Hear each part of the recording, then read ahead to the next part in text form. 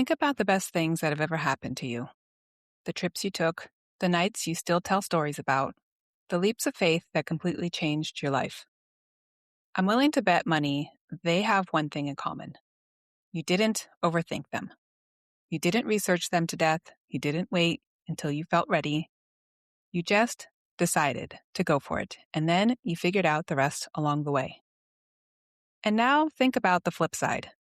The things you talked yourself out of, the dinner you didn't go to, the trip you didn't book, the class, the move, or the message you never sent. Today, on this big Independence Day weekend, I want to talk about becoming the woman who just does the thing. If you're tired of watching your own life from the sidelines, stay with me because this one is for you. Hey loves, welcome back to the Purfect Sunday Podcast for women who want to grow as people without pretending they don't care how they show up. I'm not an expert. I'm just a woman who's been paying attention and figuring things out along the way. It's the 4th of July weekend, so independence is in the air. And today we're talking about a quieter, more personal kind of independence. The kind where you stop waiting on the perfect moment, the perfect plan, anyone's permission, or for someone to hold your hand. And you just go and you do the thing. The dinner alone, the trip, the class. I'm going to tell you why overthinking is quietly stealing your best stories and what happens to you, in the best way, every single time you just start. But first, this week's Sunday obsession. So one thing to know about me is this. I love my skincare routines and my beauty products. I love testing out new products, but when I find something that I love, it becomes a staple in my routines. A product that has recently earned its place on my shelf is the pineapple exfoliating powder from Good Molecules. It's a powder to cream exfoliator that uses pineapple enzymes to exfoliate, brighten, and soften your skin. And it's a quarter of the price of some similar products from other brands. And it does exactly what it says it's going to do. So to me, it is a keeper. All right, one quick note before we get into this, because I want to be really clear about something. When I tell you to just do the thing, I am never, ever telling you to be reckless or to put yourself in a dangerous situation. There's a big difference between a brave decision and a careless one. Doing the thing means going to the dinner alone, booking the trip, taking the class, saying the yes you keep swallowing. It does not mean ignoring your gut, skipping the basic precautions, or doing something that isn't safe. So be bold, be smart. You can absolutely be both. And my usual disclaimer, I am not a therapist or a life coach. Everything in this episode is just what I've observed, learned, and what has worked for me. I hope it's helpful to you too, but please take what is useful and leave the rest. So I've started thinking of my whole life as one long adventure, and I really mean that. Some of the adventures have been great, and some have been a little bit more than crazy. And a few have even been downright scary. But every single one of them made a great story, and every single one has taught me something. Here's what I notice when I look back. The times life really worked in my favor, some of my favorite memories, my favorite adventures, they all had one thing in common. I didn't overthink it. I didn't second guess myself into the ground. I made the decision to go for it and figure things out along the way, even when I was unsure and nervous. I've done several road trips in other countries with no plan at all, just waking up, looking at the map, and picking the next destination that morning. There was no itinerary, no specific destination in mind, no hotels booked, just get up and go. And those turned into some of the best experiences of my life. I've gone to events completely solo, and I'll be honest, almost every time I went, there was a part of me worried I'd feel uncomfortable or out of place, or like everyone there already knew each other but me. And almost every time, the opposite happened. I'd end up meeting the most amazing people I never would have met if I'd stayed home and talked myself out of it. And that's the thing that I keep coming back to. The fear was almost always louder than the reality. The overthinking promised me all of these terrible outcomes, and then I'd go anyway, and the terrible outcomes basically never showed up. What showed up instead were the stories, the people, the version of me that's a little braver than she was the week before. So that's what I want to talk about today. Why overthinking quietly robs us of our best experiences and what you actually gain every time you decide to just start. Here's the first thing I had to admit to myself. Most of the experiences I missed out on life, I didn't miss because I couldn't do them. I missed them because I thought about them way too much. That's how overthinking works. We can tell ourselves we're being responsible and we're just looking at things from every angle. It feels like you're being smart, being careful, weighing your options. But a lot of the time, it's just fear we disguise as caution. You sit there running the worst case scenario on a loop. What if I feel awkward? What if it's a waste of money? What if I look stupid? What if it goes wrong? And we do this until the fear feels bigger than the thing itself. And then you do the most natural thing in the world, which is you stay home. You don't start, or you don't book the thing. You just let it pass. And the cruel part is, you never see what it is that you missed. The trip you didn't take, the night you skipped, the room full of people you never met. They just quietly don't happen. And you tell yourself it wasn't a big deal. But those are the exact moments your best stories were supposed to come from. So I want you to start noticing it. The next time you catch yourself spinning out on all the reasons not to do the thing, pause and ask yourself whether you think there's actual pros and cons to consider or whether you're just scared. Because those two feel identical from the inside, but they lead to completely different lives. And here's the part I really want you to try. The next time you catch yourself worrying about everything that could go wrong, I want you to flip it and ask yourself one question instead. What if it all goes right? Stop running the worst case scenario on a loop and start picturing the best case scenario instead. Picture the trip going beautifully. Picture the night you actually have fun. Picture the room full of people you're so glad that you met. I will always be a firm believer that our thoughts create our reality. So why on earth would we sit around building the worst version of it in our heads? Build the best one. You're imagining a future either way, so you might as well imagine the one you actually want. One where you do the things and where you win. The next trap that stops us from progressing in life is one I know intimately because over the years, it has been one of the top ways I would disguise my fear of the unknown. It's the one where you don't say no outright. You just decide you're not ready yet. You need to research a little bit more, read one more article, watch a few more videos, wait until you understand it better, until you've got the perfect plan, until you feel confident. You tell yourself you're preparing, and preparing feels productive, so it doesn't even register as avoidance. But here's what I've learned. There's a point where learning stops being preparation and starts being procrastination, where all that researching isn't moving you towards the thing. It's just a more comfortable way of not doing it. You can read every travel guide ever written and still never book the flight. You can study 100 hours and still never walk into the class. At some point, the learning is the thing that is holding you back. And the truth that took me too long to accept this is this. You cannot think your way to ready. Some things you can only learn by doing them. You figure out the trip while you're on the trip. You get comfortable at the event by being at the event. The confidence you're waiting to feel before you start, it doesn't come before. It comes after. It's on the other side of starting. So if you've been getting ready to do something for a suspiciously long time, that's your sign. You're ready enough, and the rest you're going to figure out along the way. Now, I already said a few minutes ago that I never want you to ignore your instincts. So let's talk about that some more. Because there's a difference between fear and intuition. And learning to tell them apart is honestly one of the most useful skills that you can build. They both say don't, but they're not the same voice, and they don't deserve the same response. Here is how I have learned to tell the two apart.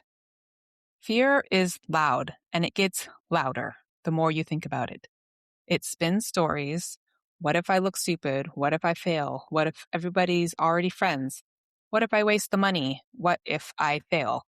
It's almost always about being judged, being uncomfortable, or falling short. And notice, it's all in the future, all imagined, all about how you're going to be perceived. Intuition, on the other hand, is different. It's quieter. It doesn't argue or create storylines. It's more of a steady, calm no, without all the drama attached. It usually shows up in your body before your brain catches up. A heaviness, a pull, something that just feels off. And it's almost always pointed at actual safety or alignment and not at the fear of being embarrassed. So when you catch yourself hesitating, ask yourself, am I avoiding this because it's genuinely unsafe or wrong for me, or just because it's scary and new? If it's a true gut feeling about your safety or your values, honor it every single time. That's wisdom, and it's exactly why just do the thing never means to ignore your instincts. But if it's the loud, story spinning, what will people think kind of fear, that's the one you want to walk straight through. Most of the time, once you can name which voice is talking, you already know what it is that you need to do. Doing things you're unsure about can be scary. I get that. I've lived it plenty, and I still go through it from time to time. But here's a reframe that took so much pressure off and made it way easier to just start. Most of the decisions we agonize over are completely reversible. And once you see that, a huge amount of the overthinking just falls away. Think about it. There are really only two kinds of decisions. There are the reversible ones, where if it doesn't work out, you can change course, walk it back, or just try something different next time. And then there are the truly irreversible, high-stake decisions, a handful of choices that are genuinely hard to undo. And the thing is, almost everything you're overthinking is going to fall into the first category. The class you can drop, the trip you can cut short, the event that you can leave early, the outfit, the message, the new hobby, the dinner alone. If it goes bad, the actual cost is usually one slightly awkward evening. It's not your whole life. The mistake most of us make is treating every small reversible decision like it's one of the rare permanent ones. We bring this enormous, agonizing deliberation to choices that frankly don't deserve it. And we burn so much energy on the little reversible stuff that we exhaust ourselves before we ever step out the door. So here's the rule that I use. If the decision is reversible, just go. Decide fast that you're going to try it and course correct later if you need to. Save your deep, careful, sleep on it deliberation for the decisions that are actually big. The stakes are big, the financial obligation is big, or the decision is actually permanent. Doing this will free up so much of your energy that you've been spending on choices that were never that risky to begin with. So if you only take one thing away from this episode today, let it be this. The single best thing you can do is start. Not finish it perfectly, not have it all mapped out, just start. Because something happens the moment you do, and it's bigger than whatever the thing actually is. Every time you decide to go for it, and this is important, so please hear me when I say, even when it doesn't go the way you hoped, you walk away with something you didn't have before. You walk away with proof. Proof of three things specifically. One, that you can do hard things. You did the scary thing and you survived it. And now your brain has actual evidence instead of just fear. Two is that you can figure things out. The trip got messy, the plan fell apart, the night didn't go how you pictured, and you handled it. You adapted. You landed on your feet. That's a skill, and it only grows by using it. And three, that you don't have to let fear make your decisions. Every time you feel the fear and go anyways, you teach yourself that fear is just a feeling, not a stop sign, and it loosens its grip a little more each time. And that is exactly why this compounds. The woman who books the trip becomes the woman who moves to the new city, becomes the woman who starts the business, not because she stopped being scared, but because she collected so much proof that she can handle herself, that the fear doesn't run the show anymore. Confidence isn't a personality that you're born with. It's a stack of evidence that you build by doing one hard thing at a time. And this is exactly where so many of us get stuck when it comes to the bigger things. Starting the businesses, the side hustles, the new hobbies. We wait because we want the first version to be good. But here's what I had to learn the hard way. The first version is allowed to be imperfect. It's supposed to be. The first version's only job is to exist. Because you can't refine something that isn't there yet. You can't improve a business you never launched, a shop you never opened, a painting you never started. Perfecting comes second. It can only ever come second because there has to be something in existence to build off of before there's anything to make better. So let the first version be messy. Get it out of your head and into reality, even if it's rough, awkward, and in beginner form. Once it exists, you can shape it, tweak it, and grow it as you go. But none of that gets to happen until you let yourself start with the imperfect version first. So we've talked a lot about why we need to start, but I don't want to leave you with only that mindset because I know what it's like to fully agree with all of this and still be sitting there frozen. So I'm going to share some of the things I use in the moment to get myself to move when the fear is very real. The first one, and the most powerful, is to shrink the first step until it's too small to be scary. Your brain can panic at big ideas like start a business or get fit, make new friends. Those are ideas that can feel like huge commitments or feel awkward or uncomfortable. And they're also vague. Of course, they freeze you. So don't start there. Start at the teeniest possible first move. Instead of start the business, break that down into teeny steps like register the name or send one message. Don't worry about how you're going to reach the end result. Just start taking the first teeny steps that you need. Just like with a fitness journey, you don't have to stress about everything it's going to take to actually get into shape. You just put your shoes by the door and tell yourself to get them on in the morning and go for a walk. Make the first step so small, the stakes so low, it's almost silly to say no to them. Momentum comes after the first move and never before it. The second tip is to decide before your brain builds its case. Overthinking needs time to spiral, so don't give it the time. When you feel the pull to do something, count yourself down, 5, 4, 3, 2, 1, or whatever, and move on one before the excuses load. Or give yourself a hard deadline. I'll decide by tonight, and then I act. No reopening it. The goal is to close the gap between the impulse and the action because that gap is exactly where fear moves in and talks you out of doing the thing. The third tip is to lower the bar from do it well to just begin. You are not trying to be good today. Nothing needs to be perfect. You just are trying to start. Take the pressure of excellence completely off of the first attempt. The only job when you first start is to exist in motion because you will almost never feel ready. Readiness is a feeling that shows up after you start. So stop waiting for it. Put the thing on the calendar, press the book button, walk into the room. It's action first, confidence second. But with enough time and enough self-evidence, you will build the confidence to do the things before you even start.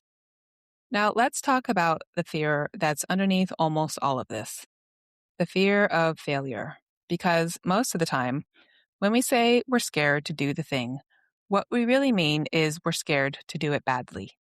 We're scared to try and fall short, in front of other people and have it mean something about who we are. So just know this. Failing at something does not make you a failure. Those are two completely different things. Failure is an event. It's a thing that happened. A failure, the way we're scared of being one, is an identity. And one moment that didn't work out has no business deciding your whole identity. You can flop at something and still be a smart, capable, worthy woman who simply tried something and it didn't land this time around. And here's another reframe that changed this mindset for me. Sometimes failure isn't proof you should have stayed home. Sometimes failure is the evidence that you're finally moving, that you took action, that you stopped rehearsing your life and actually started living it. You cannot fail at something that you never attempt. So if you failed at something, it means you were brave enough to be in the arena in the first place. And every failure also hands you information you couldn't have gotten any other way. It shows you what doesn't work, which quietly narrows you down toward what does. It teaches you something about yourself, about the thing, about what you actually want.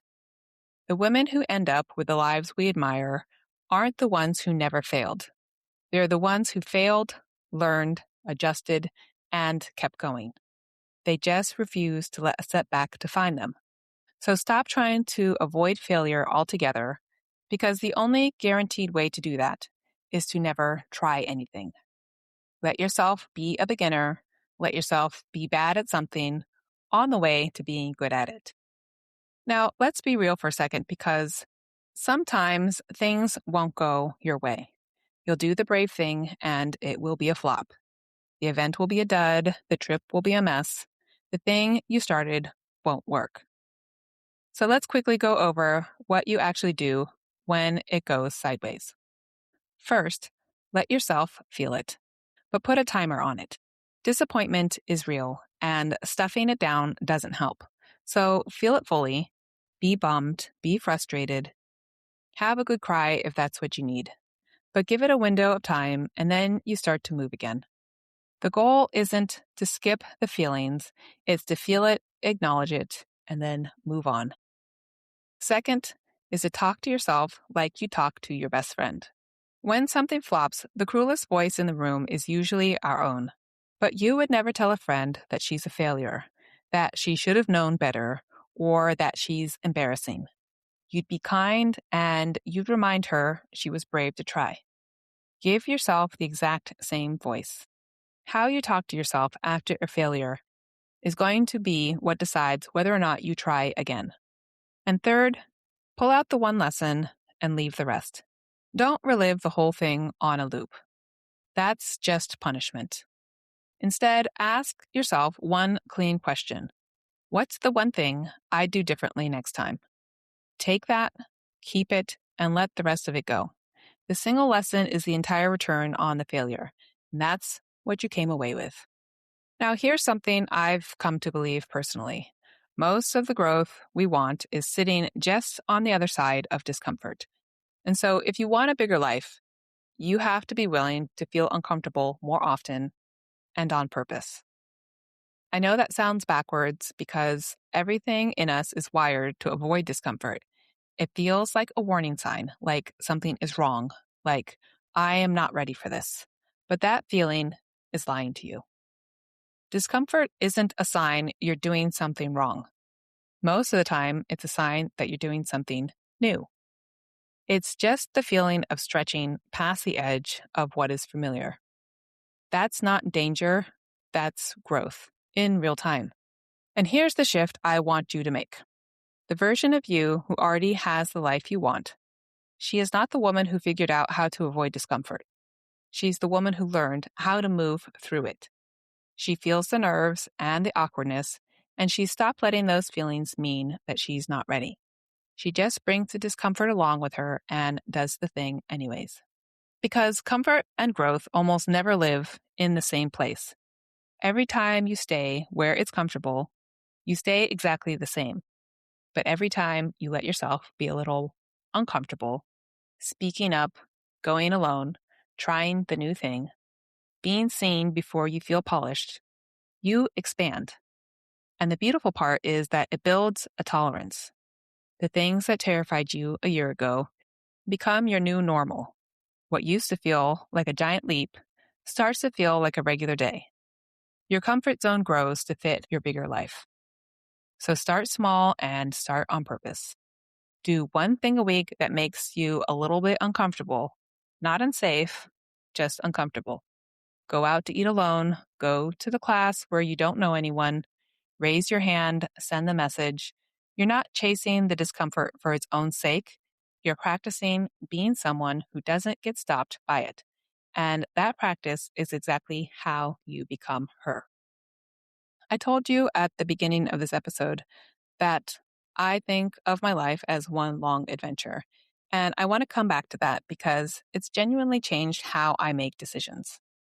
When you treat your life like an adventure, the math shifts. A night that goes sideways isn't a failure anymore. It's a story. The trip where everything went wrong becomes the trip you can't stop telling people about. The event where you felt awkward for the first 20 minutes becomes the night you met someone who mattered. Even the crazy ones, even the slightly scary ones, they make you more interesting and they make you more you. And here's the thing. Nobody gets to the end of their life wishing they'd overthought things more. Nobody. The regrets are almost always on the other side.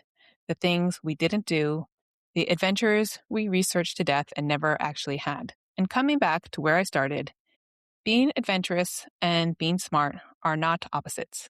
You can pick the next town off the map and trust your gut about where's safe. You can go to the thing alone and take sensible precautions. Doing the thing isn't about being careless with yourself. It's about refusing to let fear be the one holding the pen on your life. When I pull all of this together, it all comes back to one quiet realization. My best life didn't come from my best planning. Instead, it came from my willingness to start before I felt ready and to figure it out as I went. Overthinking promised to protect me, and maybe it did. But mostly it kept me small and sheltered. Starting promised nothing, but it always gave me everything. The stories, the people, and most of all, the steady, hard-won belief that I can handle whatever I walk into. That's what I want for you this summer and beyond. Not recklessness, not a life with no thought in it, just a little more willingness to go for it before you feel ready, and to trust that the figuring out happens on the way. So here's your challenge for you this week. Pick one thing you've been overthinking on and do it. Don't wait until you feel ready. Don't research it one more time. Just start and let yourself figure out the rest along the way. This is how your confidence is going to get built. Wrapping up this episode, these are the 3 things to take into this week before I let you go. 1 is that overthinking feels like being careful, but a lot of the time, it's just fear in a smarter outfit. So the next time you start listing everything that could go wrong, flip the script and ask yourself, what if it all goes right? And then go figure it out along the way. 2, you cannot think your way to ready, and your first version is allowed to be imperfect. The confidence comes after you start, not before. And you can only make a thing better once it actually exists. So if you've been getting ready for forever, that is your sign that you're ready enough. Just start and start messy. And 3, failing at something doesn't make you a failure. And discomfort doesn't mean that you're not ready. Both are just evidence that you're finally moving. Every time you do the thing, you collect proof that you can do hard things, figure things out, and move through the fear instead of letting it decide for you. That proof stacks up, and one day you realize that you've become the woman who just does the thing. If you enjoyed this episode, please share it with another woman who you think would enjoy it too. And if you haven't yet, please follow the show, leave a 5-star rating and a kind review. It helps the show grow, and I truly, truly appreciate it. And come find me on Instagram at Monty_Wheeler. Say hi, ask any questions, or leave a comment. I always love hearing from you. Thank you for spending your Sunday with me. I will talk to you next week. Love you.